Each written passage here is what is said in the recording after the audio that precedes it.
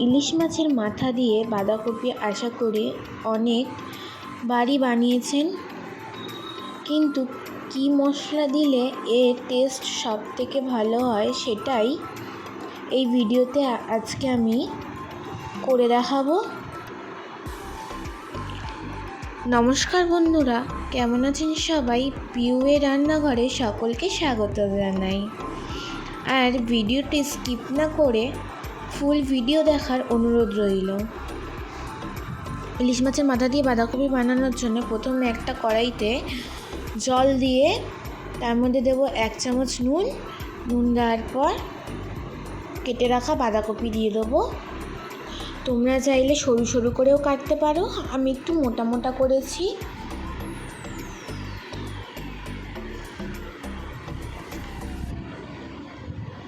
এবার কেটে রাখা বাঁধাকপিগুলো আমি দিয়ে দিচ্ছি, ঢাকনা দিয়ে সিদ্ধ করে নেব। এবার একটা মিক্সিতে মাঝারি সাইজের একটা পেঁয়াজ, 3 থেকে 4টে কাঁচা লঙ্কা, 1 টুকরো আদা আর 1 চামচ গোটা জিরে দিয়ে পেস্ট বানিয়ে নেব।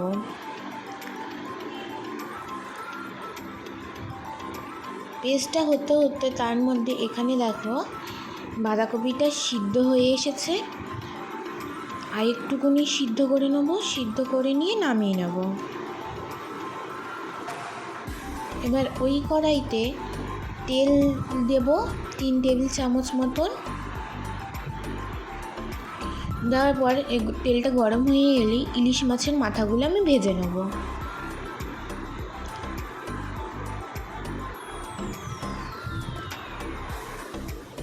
আমি উল্টে পাল্টে ইলিশ মাছের মাথা আমি ভেজে নিচ্ছি।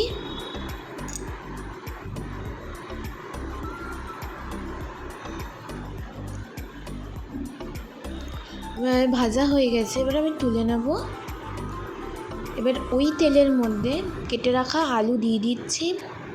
আমি বাঁধাকপিটার মধ্যে আলু দিয়েছি, তোমরা আলু ছাড়াও করতে পারো। ভালো করে নাড়াচাড়া করে নিয়ে আলুগুলো লাল লাল করে ভেজে নিচ্ছি।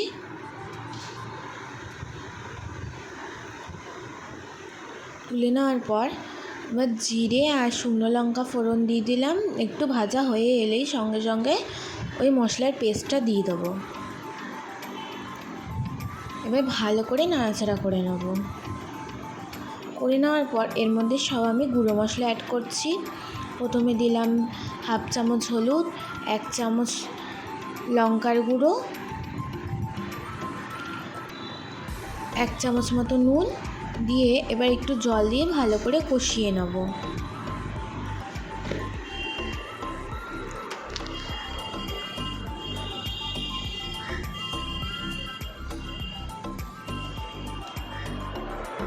দেখো ভালো করে কষানো হয়ে যেতে তেল ছাড়িয়ে দেওয়ার পর এর মধ্যে দিয়ে দেবো ভেজে রাখা আলু।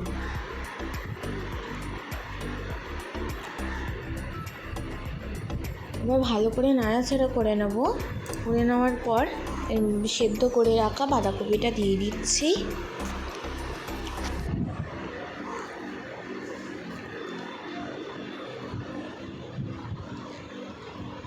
এবার ভালো করে নাড়াচাড়া করে নেব।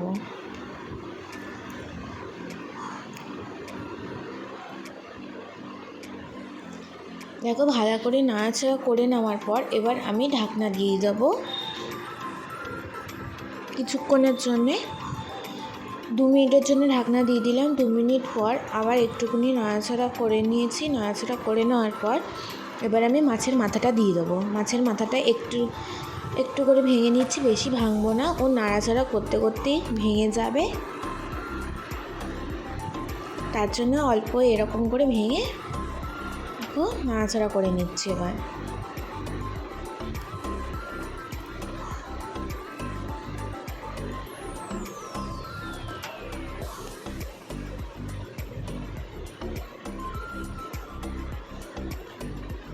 এবার আবারও আমি ঢাকা দিয়ে দেবো। ঢাকা দিয়ে আমি বারে বারে এরকম নাড়াচাড়া করে নিয়েছি।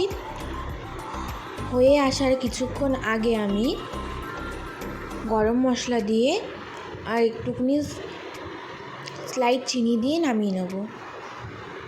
চিনিটা অপশনাল, চিনিটা তোমরা দিতেও পারো নাও দিতে পারো। আমি চিনিটা দিয়েছি, আর চিনিটা দেখাতে আমি স্কিপ করে গেছি, আমি তাও মুখে বলে দিলাম। এবার আমি সার্ভ করে দেখাচ্ছি। দেখো, আশা করি আজকের ভিডিও আপনাদের ভালো লেগেছে। অবশ্যই বানিয়ে বাড়িতে খাবেন।